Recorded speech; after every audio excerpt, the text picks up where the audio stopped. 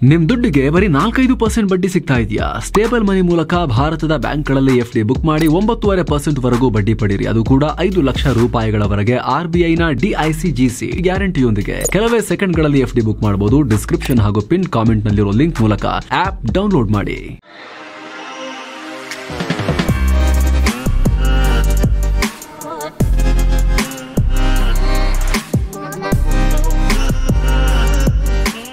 Hi friends, ದಿನದ ಎಲ್ಲ ಪ್ರಮುಖ ಸುದ್ದಿಯನ್ನು ನಿಮಗೆ ತಲುಪಿಸೋ ಮಸ್ತ್ಮಗ.com ಫುಲ್ ನ್ಯೂಸ್ಗೆ ಸ್ವಾಗತ. ನಾನು ಅಮರ್ ಪ್ರಸಾದ್. ದೇಶಾದ್ಯಂತ ರಿಪಬ್ಲಿಕ್ ಡೇ ಆಚರಣೆಗೆ ಕ್ಷಣಗಣನೆ ಶುರುವಾಗಿದ್ದು ಎಲ್ಲ ಕಡೆ ಹೈ ಅಲರ್ಟ್ ಘೋಷಿಸಲಾಗಿದೆ. ಅದರಲ್ಲೂ ರಾಷ್ಟ್ರಪತಿ ಧ್ವಜಾರೋಹಣ ಮಾಡೋ ರಾಜಧಾನಿ ದಿಲ್ಲಿಯಲ್ಲಿ ಭಾರೀ ಭದ್ರತೆ ಒದಗಿಸಲಾಗಿದೆ. 70ಕ್ಕೂ ಅಧಿಕ ಪ್ಯಾರಾಮಿಲಿಟರಿ ಪಡೆಗಳ ಯೂನಿಟ್ ಮತ್ತು 15,000ಕ್ಕೂ ಅಧಿಕ ಪೊಲೀಸ್ ಸಿಬ್ಬಂದಿ ನಿಯೋಜಿಸಲಾಗಿದೆ. ಅಲ್ಲದೆ ಹಲವು ಹಂತಗಳಲ್ಲಿ ಸೆಕ್ಯೂರಿಟಿ ಒದಗಿಸಲಾಗಿದೆ. ದಿಲ್ಲಿಯಲ್ಲಿ 100 ಡ್ರೋನ್ ಮತ್ತು ಸಾವಿರಾರು ಸಿಸಿ ಕ್ಯಾಮೆರಾಗಳು ಹದ್ದಿನ ಕಣ್ಣಿಟ್ಟಿವೆ. ಇವುಗಳಲ್ಲಿ ಫೇಶಿಯಲ್ ರೆಕಗ್ನಿಷನ್ ಸಿಸ್ಟಮ್ಗಳನ್ನು ಕೂಡ ಅಳವಡಿಸಲಾಗಿದೆ. ಹಲವು ಲೇಯರ್ಗಳ ಚೆಕಿಂಗ್ ನಡೆಸಲಾಗುತ್ತೆ. ಈಗ ಆಲ್ರೆಡಿ ಹಲವು ಸೆಕ್ಯೂರಿಟಿ ಏಜೆನ್ಸಿಗಳೊಂದಿಗೆ ಪೊಲೀಸರ ತಂಡ ಮಾಕ್ ಡ್ರಿಲ್ ನಡೆಸಿದೆ. ದಿಲ್ಲಿಯ ಪ್ರತಿಯೊಂದು ಜಿಲ್ಲೆಯ ಉಪ ಪೊಲೀಸ್ ಆಯುಕ್ತರಿಗೆ ಸೆಕ್ಯೂರಿಟಿ ಅರೇಂಜ್ಮೆಂಟ್ ಬಗ್ಗೆ ಮಾಹಿತಿ ಕೊಡಲಾಗಿದೆ. ಯಾವುದೇ ರೀತಿಯ ಅನುಮಾನಾಸ್ಪದ ಚಟುವಟಿಕೆ ನಡೆದರೆ ಪೊಲೀಸರು ತಕ್ಷಣ ರಿಪೋರ್ಟ್ ಮಾಡಬೇಕು ಅಂತ ಸೂಚಿಸಲಾಗಿದೆ. ಗಣರಾಜ್ಯೋತ್ಸವ ಪರೇಡ್ ನಡೆಯುವ ಅಕ್ಕಪಕ್ಕದ ಪ್ರದೇಶಗಳಲ್ಲಿ ಹೈ ರೆಸಲ್ಯೂಷನ್ AI ಟೆಕ್ನಾಲಜಿ ಹೊಂದಿರೋ ಕ್ಯಾಮೆರಾಗಳನ್ನು ಹಾಕಲಾಗಿದೆ. ಹರಿಯಾಣ ಪಂಜಾಬ್ ಭಾಗಕ್ಕೆ ಸಂಪರ್ಕ ಕಲ್ಪಿಸುವ ಹೈವೇಗಳಲ್ಲಿ ಹೆಚ್ಚಿನ ಭದ್ರತೆ ಒದಗಿಸಲಾಗಿದೆ. ದಿಲ್ಲಿ ಜೊತೆಗೆ ಮುಂಬೈ, ಹೈದರಾಬಾದ್, ಚೆನ್ನೈ, ಕೋಲ್ಕತ್ತಾ, ಅಹಮದಾಬಾದ್, ಪಾಟ್ನಾ, ಲಕ್ನೋ, ಬೆಂಗಳೂರು ಹೀಗೆ ದೇಶದ ಎಲ್ಲಾ ಪ್ರಮುಖ ನಗರಗಳಲ್ಲಿ ಕಟ್ಟೆಚ್ಚರ ಸಾರಲಾಗಿದೆ. ಬಸ್ ನಿಲ್ದಾಣ, ರೈಲ್ವೆ ನಿಲ್ದಾಣ, ಜನರು ಹೆಚ್ಚು ಸೇರೋ ಎಲ್ಲಾ ಕಡೆ ಅಲರ್ಟ್ ಜಾರಿ ಮಾಡಲಾಗಿದೆ. ಬಾಂಗ್ಲಾ ಗಡಿಯಲ್ಲಿ, ಭಾರತ ಪಾಕ್ ಗಡಿಯಲ್ಲಿ ಮತ್ತು ಈಶಾನ್ಯ ರಾಜ್ಯಗಳ ಗಡಿಯಲ್ಲೂ ಕೂಡ ಸೇನೆ ಕಣ್ಗಾವಲನ್ನ ಜಾಸ್ತಿ ಮಾಡಿದೆ. ಜಮ್ಮು ಕಾಶ್ಮೀರದಲ್ಲಿ ಸಿಎಂ ಒಮರ್ ಅಬ್ದುಲ್ಲಾ ಧ್ವಜಾರೋಹಣ ನೆರವೇರಿಸುತ್ತಾರೆ. ಈ ಕಾರಣದಿಂದ ಜಮ್ಮು ಕಾಶ್ಮೀರದಾದ್ಯಂತ ಹೈ ಅಲರ್ಟ್ ಘೋಷಿಸಲಾಗಿದೆ.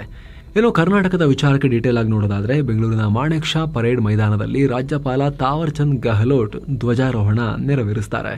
ಸ್ಥಳಕ್ಕೆ 8 DCP, 17 ACP, 44 police inspector, 114 PSI, 54 ASI, 80 ಸಿಬ್ಬಂದಿ ಸೇರಿ 1051 ಅಧಿಕಾರಿಗಳನ್ನು ನಿಯೋಜಿಸಲಾಗಿದೆ. ಈ ಬಾರಿ ಗಣರಾಜ್ಯೋತ್ಸವಕ್ಕೆ ಮುಖ್ಯ ಅತಿಥಿಯಾಗಿ ಇಂಡೋನೇಷ್ಯಾ ಅಧ್ಯಕ್ಷ ಪ್ರಬೋವೋ ಸುಬಿಯಾಂಟೋ ಅವರನ್ನ ಇನ್ವೈಟ್ ಮಾಡಲಾಗಿದ್ದು, ಆಲ್ರೆಡಿ ಅವರು ಭಾರತಕ್ಕೆ ಬಂದಿದ್ದಾರೆ. PM ಮೋದಿ ಅವರನ್ನ ಅವರು ಮೀಟ್ ಆಗಿದ್ದಾರೆ. ಉಭಯ ನಾಯಕರು ಹಲವು ದ್ವಿಪಕ್ಷೀಯ ಒಪ್ಪಂದಗಳಿಗೂ ಸೈನ್ ಹಾಕಿದ್ದಾರೆ. ರಕ್ಷಣಾ ಉತ್ಪಾದನೆ ಮತ್ತು ಪೂರೈಕೆ, ಮ್ಯಾರಿಟೈಮ್ ಸೆಕ್ಯೂರಿಟಿ ಅಂದರೆ ಕಡಲ ಭದ್ರತೆ, ಸೈಬರ್ ಸೆಕ್ಯೂರಿಟಿ, ಭಯೋತ್ಪಾದನಾ ವಿರೋಧಿ ಕಾರ್ಯಾಚರಣೆ, artificial intelligence, digital public infrastructure ಕ್ಷೇತ್ರಗಳಲ್ಲಿ ಉಭಯ ದೇಶಗಳು ಪರಸ್ಪರ ಸಹಕಾರದಿಂದ ಕೆಲಸ ಮಾಡೋ ಕುರಿತ ಒಪ್ಪಂದಕ್ಕೆ ಸೈನ್ ಹಾಕಿದ್ದಾರೆ. ಈ ಬಗ್ಗೆ ರಿಯಾಕ್ಟ್ ಮಾಡಿರೋ PM Narendra Modi, Indonesia Indo Pacific ಪ್ರದೇಶದಲ್ಲಿ ಭಾರತಕ್ಕೆ ಅತ್ಯಂತ ಇಂಪಾರ್ಟೆಂಟ್ ಪಾರ್ಟ್ನರ್ ಅಂತ ಹೇಳಿದ್ದಾರೆ. ಇದೇ ವೇಳೆ ಪ್ರಬೋವೋ ರಾಷ್ಟ್ರಪತಿ ದ್ರೌಪದಿ ಮುರ್ಮು, ಉಪರಾಷ್ಟ್ರಪತಿ ಜಗದೀಪ್ ಧನ್ಕರ್, ವಿದೇಶಾಂಗ ಸಚಿವ S ಜೈಶಂಕರ್ ಕೂಡ ಮೀಟ್ ಆಗಿ ಮಾತುಕತೆ ನಡೆಸಿದ್ದಾರೆ. 76ನೇ ಗಣರಾಜ್ಯೋತ್ಸವ ಪ್ರಯುಕ್ತ ರಾಷ್ಟ್ರವನ್ನ ಉದ್ದೇಶಿಸಿ ರಾಷ್ಟ್ರಪತಿ ದ್ರೌಪದಿ ಮುರ್ಮು ಮಾತನಾಡಿದ್ದಾರೆ. ಭಾರತವನ್ನ ಪ್ರಜಾಪ್ರಭುತ್ವದ ತಾಯಿ ಅಂತ ಕರೆಯಲಾಗುತ್ತೆ. ಪ್ರತಿಯೊಬ್ಬರು ಭಾರತೀಯ ಅನ್ನೋದಕ್ಕೆ ನಾವು ಹೆಮ್ಮೆ ಪಡಬೇಕು. ಹಲವು ಕಷ್ಟಗಳ ಸವಾಲನ್ನ ಮೆಟ್ಟಿ ಭಾರತ ನಿಂತಿದೆ. ಆರ್ಥಿಕತೆ, ವಿಜ್ಞಾನ, ಅಂತಾರಾಷ್ಟ್ರೀಯ ಸಂಬಂಧ ಸೇರಿದ ಹಾಗೆ ಸಾಕಷ್ಟು ಕ್ಷೇತ್ರಗಳಲ್ಲಿ ಭಾರತ ಪ್ರಗತಿಯನ್ನ ಸಾಧಿಸಿದೆ. ಭಾರತ ಜಗತ್ತಿನ ಲೀಡರ್ ಆಗ್ತಾ ಇದೆ. ನ್ಯಾಯ ಅನ್ನೋದು ನಮ್ಮ ಸಂಸ್ಕೃತಿಯ ಭಾಗ. ಅಂಬೇಡ್ಕರ್ ಈ ದೇಶಕ್ಕೆ ಶಕ್ತಿಯುತವಾದ ಸಂವಿಧಾನವನ್ನ ಕೊಟ್ಟಿದ್ದಾರೆ. ಸಂವಿಧಾನ ಇಡೀ ದೇಶವನ್ನ ಒಗ್ಗೂಡಿಸುತ್ತೆ ಅಂತ ದೇಶದ ಜನರಿಗೆ ರಾಷ್ಟ್ರಪತಿ ಒಗ್ಗಟ್ಟಿನ ಕರೆ ಕೊಟ್ಟಿದ್ದಾರೆ. 2024ನೇ ಸಾಲಿನ ಪದ್ಮಶ್ರೀ ಪ್ರಶಸ್ತಿ ಪ್ರಕಟ ಆಗಿದೆ. ಇದರಲ್ಲಿ ರಾಜ್ಯದ 3 ಸಾಧಕರಿಗೆ ಪದ್ಮಶ್ರೀ ಪ್ರಕಟಿಸಲಾಗಿದೆ. ಕಲಬುರಗಿ ಮೂಲದ ವೈದ್ಯೆ ಡಾಕ್ಟರ್ ವಿಜಯಲಕ್ಷ್ಮಿ ದೇಶಮಾನೆ, ಬಾಗಲಕೋಟೆಯ ಜಾನಪದ ಕಲಾವಿದ ವೆಂಕಪ್ಪ ಅಂಬಾಜಿ ಸಗೇಟಕರ್ ಹಾಗೂ ಕೊಪ್ಪಳ ಮೂಲದ ಶತಾಯುಷಿ ಭೀಮವ್ವ ದೊಡ್ಡಬಾಳಪ್ಪರಿಗೆ ಪದ್ಮಶ್ರೀ ಘೋಷಿಸಲಾಗಿದೆ. ಪಶ್ಚಿಮ ಬಂಗಾಳದ ನಾಡಿಯಾ ಜಿಲ್ಲೆಯ ಬಾಂಗ್ಲಾ ಗಡಿ ಪ್ರದೇಶದಲ್ಲಿ BSF ದೊಡ್ಡ ಕಳ್ಳ ಸಾಗಾಣಿಕೆ ಜಾಲವನ್ನ ಪತ್ತೆ ಮಾಡಿದೆ. ಈ ವೇಳೆ 1.4 ಕೋಟಿ ರೂಪಾಯಿ ಮೌಲ್ಯದ ನಿಷೇಧಿತ ಸಾಮಗ್ರಿಯನ್ನ ಸೀಸ್ ಮಾಡಲಾಗಿದೆ. ಕರ್ನಾಟಕದಲ್ಲಿ ಮೈಕ್ರೋ ಫೈನಾನ್ಸ್ ಜನರಿಗೆ ಕಿರುಕುಳ ಕೊಡುತ್ತಿದ್ದಾರೆ ಅಂತ ಭಾರಿ ಆಕ್ರೋಶ ವ್ಯಕ್ತ ಆಗ್ತಾ ಇತ್ತು. ಇದಕ್ಕೆ ಸಂಬಂಧಪಟ್ಟಂತೆ ಸಿಎಂ ಸಿದ್ದರಾಮಯ್ಯ ನೇತೃತ್ವದಲ್ಲಿ ಮಹತ್ವದ ಸಭೆ ನಡೆಸಲಾಗಿದೆ. ಮೈಕ್ರೋ ಫೈನಾನ್ಸ್ ಸಂಸ್ಥೆಗಳಿಗೆ ಸುಗ್ರೀವಾಜ್ಞೆ ಮೂಲಕ ರೂಲ್ಸ್ ತರೋಕೆ ರಾಜ್ಯ ಸರ್ಕಾರ ಮುಂದಾಗಿದೆ. ಸಭೆ ಬಳಿಕ ಮಾತನಾಡಿರೋ ಸಿಎಂ, ಮೈಕ್ರೋ ಫೈನಾನ್ಸ್ ನೀಡಿರೋ ಸಾಲದ ವಸೂಲಾತಿಗೆ ರೌಡಿಗಳನ್ನ ಕಳಿಸೋ ಹಾಗಿಲ್ಲ. ಈಗ ಆಲ್ರೆಡಿ ಮೈಕ್ರೋ ಫೈನಾನ್ಸ್ ಅಸೋಸಿಯೇಷನ್ ಅಭಿಪ್ರಾಯವನ್ನ ಕೂಡ ಪಡೆದಿದ್ದೀನಿ. RBI ಅಧಿಕಾರಿಗಳ ಒಪಿನಿಯನ್ ಕೂಡ ಕೇಳಿದ್ದೇವೆ. ಯಾರಿಗೂ ಸಾಲ ಕೊಡಬೇಡಿ ಅಂತ ನಾವು ಹೇಳಕ್ ಬರಲ್ಲ, ಆದರೆ ವಸೂಲಿ ಮಾಡುವಾಗ ಕಿರುಕುಳ ಕೊಡೋ ಹಾಗಿಲ್ಲ. ಮೈಕ್ರೋ ಫೈನಾನ್ಸ್ ಗಿರವಿ ಅಂಗಡಿಯವರು ಕಾನೂನುಬದ್ಧವಾಗಿ ಸಾಲ ಕೊಡಿ. ಫೈನಾನ್ಸ್ಗಳು ಸಾಲಗಾರರಿಂದ 17.7%ಗಿಂತ ಹೆಚ್ಚು ಬಡ್ಡಿಯನ್ನ ಪಡಿಬಾರದು. ಸಂಜೆ 5 ಗಂಟೆ ನಂತರ ಸಾಲ ವಸೂಲಾತಿಗೆ ಹೋಗಬಾರದು. ಒಂದು ವೇಳೆ ಕಾನೂನು ಉಲ್ಲಂಘನೆ ಮಾಡಿದ್ರೆ ಮುಲಾಜಿಲ್ಲದೆ ಕ್ರಮ ತಗೋತೀವಿ ಅಂತ ಸಿಎಂ ಹೇಳಿದ್ದಾರೆ. ಅಲ್ಲದೆ ಅನಧಿಕೃತ ವ್ಯವಹಾರ ನಡೆಸ್ತಿರೋ ಕಂಪನಿಗಳ ವಿರುದ್ಧ ಕ್ರಮ ಕೈಗೊಳ್ಳಲಾಗುತ್ತೆ. ಪಕ್ಕದ ರಾಜ್ಯಗಳಲ್ಲಿರೋ ಕಾನೂನು ಪರಿಶೀಲಿಸಿ ಸುಗ್ರೀವಾಜ್ಞೆ ಮೂಲಕ ಹೊಸ ರೂಲ್ಸ್ ತರ್ತೀವಿ ಅಂತ ಹೇಳಿದ್ದಾರೆ. ಇನ್ನು ಸಾಲ ವಸೂಲಿ ವೇಳೆ ಕಿರುಕುಳ ಕೊಡಲಾಗ್ತಿದೆ ಅಂತ ದೂರು ದಾಖಲಾದವರ ವಿರುದ್ಧ ಕ್ರಮ ತಗೊಳ್ಳೋಕೆ ಪೊಲೀಸ್ ಇಲಾಖೆಗೆ ಸೂಚಿಸಿದೀವಿ ಅಂತ DCM DK ಶಿವಕುಮಾರ್ ಹೇಳಿದ್ದಾರೆ. ಇದರ ಬೆನ್ನಲ್ಲೇ ಮೈಕ್ರೋ ಫೈನಾನ್ಸ್ ಹೆಸರಲ್ಲಿ ರೈತರಿಂದ ಹಣ ವಸೂಲಿ ಮಾಡಿದ ಆರೋಪದ ಮೇಲೆ ರಾಯಚೂರು ಗ್ರಾಮೀಣ ಪೊಲೀಸರು 4 ಆರೋಪಿಗಳನ್ನ ಅರೆಸ್ಟ್ ಮಾಡಿದ್ದಾರೆ. ರಾಜ್ಯ ಸರ್ಕಾರ ಹಾಗೂ ಮೈಸೂರು ರಾಜವಂಶಸ್ಥರ ನಡುವಿನ ಬೆಂಗಳೂರು ಅರಮನೆ ಜಾಗದ ವಿವಾದ ಮುಂದುವರೆದಿದೆ. ರಸ್ತೆ ಅಗಲೀಕರಣಕ್ಕೆ ಬೆಂಗಳೂರು ಅರಮನೆ ಜಾಗವನ್ನು ಬಳಸಿಕೊಳ್ಳೋದಕ್ಕೆ ಇಂದಿನ ಮಾರ್ಕೆಟ್ ರೇಟ್ನಲ್ಲಿ ರಾಜಮನೆತನಕ್ಕೆ 3,000 ಕೋಟಿ ರೂಪಾಯಿ TDR ಕೊಡಬೇಕಾಗ್ತಾ ಇತ್ತು. ಆದರೆ ಇದು ರಾಜ್ಯ ಸರ್ಕಾರಕ್ಕೆ ಆರ್ಥಿಕ ಹೊರೆಯಾಗಲಿದ್ದು, ಇದರಿಂದ ತಪ್ಪಿಸಿಕೊಳ್ಳೋಕೆ ಸರ್ಕಾರ ಸುಗ್ರೀವಾಜ್ಞೆ ಮೂಲಕ ಜಾಗ ಬಳಕೆ ಮಾಡೋಕೆ ನಿರ್ಧಾರ ಮಾಡಿದೆ. ಈ ಬಗ್ಗೆ ಸಿಎಂ ಸಿದ್ದರಾಮಯ್ಯ ಮಾತನಾಡಿದ್ದಾರೆ. ನಾವು ಯಾರ ಮೇಲೂ ದ್ವೇಷ ಸಾಧಿಸ್ತಾ ಇಲ್ಲ. ರಾಜ್ಯದ ಜನರಿಗೆ ಇದನ್ನು ನಾವು ಮಾಡ್ತಾ ಇದ್ದೀವಿ. 15 ಎಕರೆ 36 ಗುಂಟೆ ಜಾಗವನ್ನು ಸರ್ಕಾರದ ಕಂಟ್ರೋಲಿಗೆ ತಗೋಬೇಕು ಅಂದರೆ 3,014 ಕೋಟಿ ರೂಪಾಯಿ ಆಗುತ್ತೆ. ಅಂದರೆ ಎಕರೆಗೆ 200 ಕೋಟಿ ರೂಪಾಯಿಗಿಂತ ಜಾಸ್ತಿ ಆಗುತ್ತೆ. ಇಷ್ಟು ಕೊಟ್ಟರೆ ಸರ್ಕಾರದ ಮೇಲೆ, ಆ ಮೂಲಕ ಜನರ ಮೇಲೆ ಟ್ಯಾಕ್ಸ್ ಪೇಯರ್ ಮನಿ ಅದು ಕೆಟ್ಟ ಪರಿಣಾಮ ಆಗುತ್ತೆ. ಸೊ TDR ಕೊಡ್ತೀವಿ ಅಂತ ಹೇಳಿದ್ವಿ, ಆದರೆ ಈ ಪ್ರಮಾಣದಲ್ಲಿ ಕೊಡಕ್ಕೆ ಆಗಲ್ಲ ಅಂತ ಹೇಳಿದ್ದಾರೆ. ಇತ್ತ ಸಚಿವ ರಾಮಲಿಂಗಾರೆಡ್ಡಿ ಮಾತನಾಡಿದ್ದು, ಎಕರೆಗೆ 150 ಕೋಟಿ ಕೇಳ್ತಿದ್ದಾರೆ, ಅದೇನು ಸದಾಶಿವನಗರನ ಅಂತ ಕಿಡಿಕಾರಿದ್ದಾರೆ. ಇದಕ್ಕೆ ಪ್ರತಿಕ್ರಿಯೆ ಕೊಟ್ಟಿರೋ ಪ್ರಮೋದಾದೇವಿ, ಹಳೆ TDR ಪ್ರಕಾರ ಇಡೀ ಬೆಂಗಳೂರು ಅರಮನೆ ಜಾಗವನ್ನು 475 ಎಕರೆಗೆ ಬರೀ 11 ಕೋಟಿ ವ್ಯಾಲ್ಯೂ ಮಾಡಿದ್ದಾರೆ. 1996ರಲ್ಲಿನ ಅಕ್ವಿಸಿಷನ್ ಆ್ಯಂಡ್ ಸ್ಟೇ ಆರ್ಡರ್ ಕೂಡ ನಮ್ಮ ಬಳಿ ಇದೆ. ಸೊ ಈ ವಿಚಾರದಲ್ಲಿ ನಮಗೆ ಅನ್ಯಾಯವಾದರೆ ಕಾನೂನು ಹೋರಾಟ ಮಾಡ್ತೀವಿ, ನಮಗೆ 1000 ಕೋಟಿನೇ ಬೇಕು ಅಂತ ಕೇಳಿದ್ದಾರೆ. ಗಣರಾಜ್ಯೋತ್ಸವ ಪ್ರಯುಕ್ತ ರಾಜ್ಯದ 21 ಜನ ಪೊಲೀಸರು ರಾಷ್ಟ್ರಪತಿ ಪದಕಕ್ಕೆ ಪಾತ್ರರಾಗಿದ್ದಾರೆ. ಇಬ್ಬರಿಗೆ ವಿಶಿಷ್ಟ ಸೇವಾ ಪದಕ ಹಾಗೂ ಇನ್ನುಳಿದ 19 ಪೊಲೀಸರಿಗೆ ಶ್ಲಾಘನೀಯ ಸೇವಾ ಪದಕ ಈಗ ಸಿಗ್ತಾ ಇದೆ. ಇನ್ನು ಚಿಕ್ಕಮಗಳೂರು ಜಿಲ್ಲೆ ಮೂಡಿಗೆರೆ ಬಳಿಯ ಚಾರ್ಮಾಡಿ ಘಾಟ್ನಲ್ಲಿ ದೊಡ್ಡ ಪ್ರಮಾಣದ ಕಾಡ್ಗಿಚ್ಚು ಕಾಣಿಸಿಕೊಂಡಿದೆ. ಇದರಿಂದ 106 ಎಕರೆ ಅಪರೂಪದ ಶೋಲಾ ಕಾಡು, ಅಂದರೆ ನೀರನ್ನ ಹಿಡಿದಿಟ್ಟು ವರ್ಷ ಪೂರ್ತಿ ನೀರು ಹರಿಸೋ ಸಾಮರ್ಥ್ಯದ ಕಾಡು ಸುಟ್ಟು ಹೋಗಿದೆ. ಸ್ಥಳಕ್ಕೆ ಆಗಮಿಸಿದ ಅಗ್ನಿಶಾಮಕ ಸಿಬ್ಬಂದಿ ಮತ್ತು ಸ್ಥಳೀಯರು ಬೆಂಕಿ ನಂದಿಸಿದ್ದಾರೆ. ಕರ್ನಾಟಕದ ಗೃಹಲಕ್ಷ್ಮಿ ಸೇರಿದ ಹಾಗೆ ದೇಶದ ಬೇರೆ ಬೇರೆ ರಾಜ್ಯಗಳಲ್ಲಿ ಬೇರೆ ಬೇರೆ ಯೋಜನೆ ಹೆಸರಲ್ಲಿ ಉಚಿತ ಗ್ಯಾರಂಟಿಗಳು ಜಾಸ್ತಿ ಆಗ್ತಾ ಹೋಗ್ತಿವೆ. ಇದರಿಂದ ದೇಶದಲ್ಲಿ ರಾಜ್ಯಗಳ ಹಣಕಾಸು ಪರಿಸ್ಥಿತಿ ತುಂಬಾ ಕೆಟ್ಟದಾಗ್ತಾ ಹೋಗುತ್ತೆ ಅಂತ ಸ್ಟೇಟ್ ಬ್ಯಾಂಕ್ ಆಫ್ ಇಂಡಿಯಾ ರಿಪೋರ್ಟ್ನಲ್ಲಿ ಉಲ್ಲೇಖ ಮಾಡಲಾಗಿದೆ. ಈ ರೀತಿ 8 ರಾಜ್ಯಗಳಲ್ಲಿ ಕೊಟ್ಟ ಗ್ಯಾರಂಟಿಗಳ ಮೊತ್ತ 1.5 ಲಕ್ಷ ಕೋಟಿ ದಾಟಿದೆ. ಇದು ಆಯಾ ರಾಜ್ಯಗಳ ಒಟ್ಟು ರೆವಿನ್ಯೂನಲ್ಲಿ 3ರಿಂದ 11% ತನಕನೂ ಕೂಡ ಹೋಗುತ್ತೆ. ಇದು ಅಪಾಯಕಾರಿ ಅಂತ ಉಲ್ಲೇಖ ಮಾಡಲಾಗಿದೆ. ಅದರಲ್ಲೂ ಕೂಡ ಕರ್ನಾಟಕದ ಗೃಹಲಕ್ಷ್ಮಿ ಯೋಜನೆಗೆ ಸರ್ಕಾರ 28,500 ಕೋಟಿ ರೂಪಾಯಿ ಖರ್ಚು ಮಾಡ್ತಿದೆ. ಇದು ರಾಜ್ಯದ ಒಟ್ಟು ದುಡ್ಡಲ್ಲಿ, ಇನ್ಕಮ್ನಲ್ಲಿ, ಆದಾಯದಲ್ಲಿ 11% ಇದಕ್ಕೆ ಹೋಗ್ತಾ ಇದೆ ಅಂತ SBI ತನ್ನ ರಿಪೋರ್ಟ್ನಲ್ಲಿ ಉಲ್ಲೇಖ ಮಾಡಿದೆ. SBI ಇಡೀ ದೇಶದ ಆರ್ಥಿಕತೆಗೆ ಸಂಬಂಧಪಟ್ಟಂತೆ ಸ್ಟಡಿ ಮಾಡಿ ಪ್ರತಿ ವರ್ಷವೂ ಕೂಡ ಕಾಲಕಾಲಕ್ಕೆ ರಿಪೋರ್ಟ್ ರಿಲೀಸ್ ಮಾಡ್ತಿರುತ್ತೆ. ಇದು ಅದೇ ರೀತಿ ಒಂದು ರಿಪೋರ್ಟ್.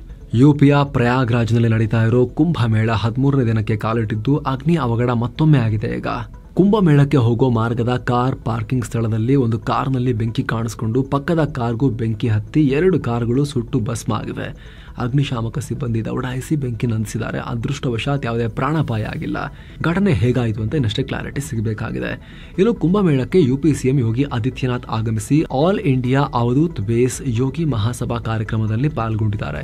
ಜಾತಿ ಮತ್ತು ಭಾಷೆ ಆಧಾರದ ಮೇಲೆ ಧರ್ಮವನ್ನು ವಿಭಜಿಸುವವರನ್ನ ಖಂಡಿಸಬೇಕು, ಇಂಥ ವ್ಯಕ್ತಿಗಳಿಂದ ದೂರವಿರಬೇಕು ಅಂತ ಕರೆ ಕೊಟ್ಟಿದ್ದಾರೆ.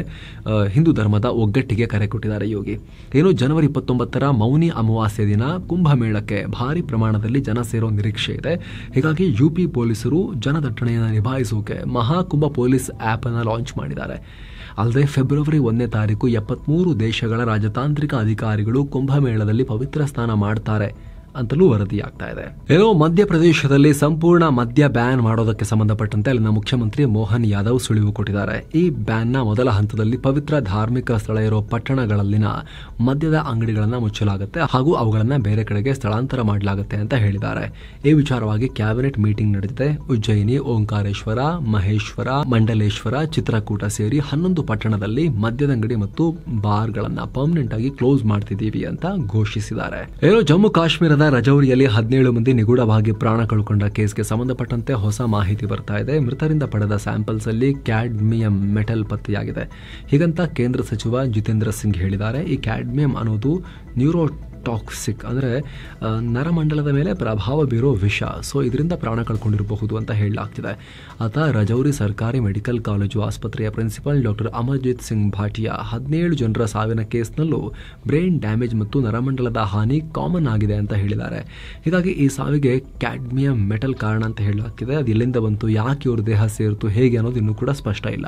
ಈಗ ಇದರ ಪ್ರಮುಖ ಸುದ್ದಿಯ ಕ್ವಿಕ್ ರೌಂಡ್ ಅಪ್ ನೋಡ್ತಾ ಹೋಗೋದಾದ್ರೆ, ಇತ್ತೀಚೆಗಷ್ಟೇ ಧಾರವಾಡದ ಕರ್ನಾಟಕ ವಿಶ್ವವಿದ್ಯಾಲಯದ ಪಠ್ಯಪುಸ್ತಕದಲ್ಲಿ ರಾಷ್ಟ್ರೀಯತೆಗೆ ಧಕ್ಕೆ ತರುವಂತ ವಿಚಾರ ಇದೆ ಅಂತ ವಿವಾದ ಆಗಿತ್ತು. ಈಗ ಆ ವಿವಾದಿತ ಅಧ್ಯಾಯವನ್ನ ಯೂನಿವರ್ಸಿಟಿ ವಾಪಸ್ ಪಡೆದಿದೆ ಹಾಗೂ ಇದಕ್ಕೆ ಸಂಬಂಧಪಟ್ಟ ಪರೀಕ್ಷೆಗಳನ್ನ ಕೂಡ ಮುಂದೂಡಿ ವಿಶ್ವವಿದ್ಯಾಲಯ ಆದೇಶ ಹೊರಡಿಸಿದೆ.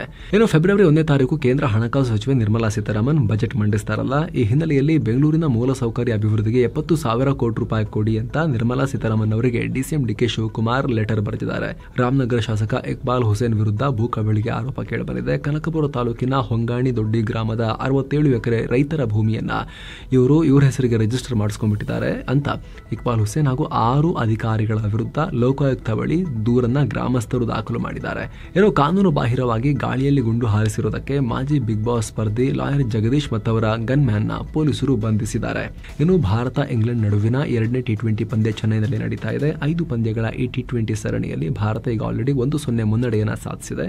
ಇನ್ನು ಫುಲ್ ನ್ಯೂಸ್ ರೆಕಾರ್ಡ್ ಆಗೋ ವೇಳೆಗೆ ಸ್ಕೋರ್ ಕಾರ್ಡ್ ಈ ರೀತಿಯಾಗಿತ್ತು. ಇನ್ನು ಟಿ20 ಸೀರೀಸ್ಗೆ ಆಯ್ಕೆಯಾಗಿದ್ದ ಆಲ್ರೌಂಡರ್ ನಿತೀಶ್ ರೆಡ್ಡಿ ಗಾಯದ ಸಮಸ್ಯೆಯಿಂದ ಬಳಲ್ತಾ ಇದ್ದಾರೆ. ಹೀಗಾಗಿ ಅವರ ಸ್ಥಾನಕ್ಕೆ ಶಿವಂ ದುಬೆ ಅವರನ್ನ ಆಯ್ಕೆ ಮಾಡಲಾಗಿದೆ. ಇನ್ನು ರಣಜಿ ಇತಿಹಾಸದಲ್ಲೇ ಹಾಲಿ ಚಾಂಪಿಯನ್ ಮುಂಬೈ ತಂಡದ ವಿರುದ್ಧ ಜಮ್ಮು ಕಾಶ್ಮೀರ 5 ವಿಕೆಟ್ಗಳ ಭರ್ಜರಿ ಗೆಲುವನ್ನು ದಾಖಲಿಸಿದೆ.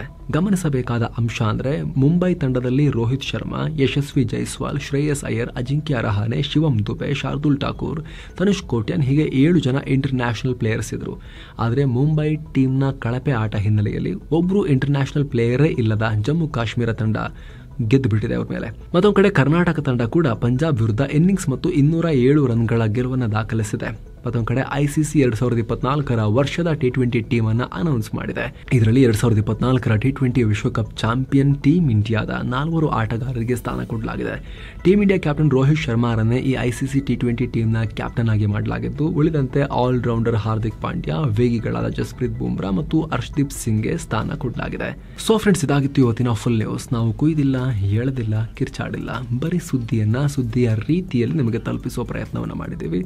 ನಮ್ಮ ಈ ಪ್ರಯತ್ನ ನಿಮಗೆ ಇಷ್ಟ ಆಗ್ತಾ ಇದ್ರೆ ದಯವಿಟ್ಟು mastmaga.com ಚಾನಲ್ಗೆ ಸಬ್ಸ್ಕ್ರೈಬ್ ಮಾಡಿ, ಪಕ್ಕದ ಬೆಲ್ ಐಕಾನ್ ಮೇಲೆ ಕ್ಲಿಕ್ ಮಾಡೋದನ್ನ ಯಾವುದೇ ಕಾರಣಕ್ಕೂ ಮರಿಬೇಡಿ.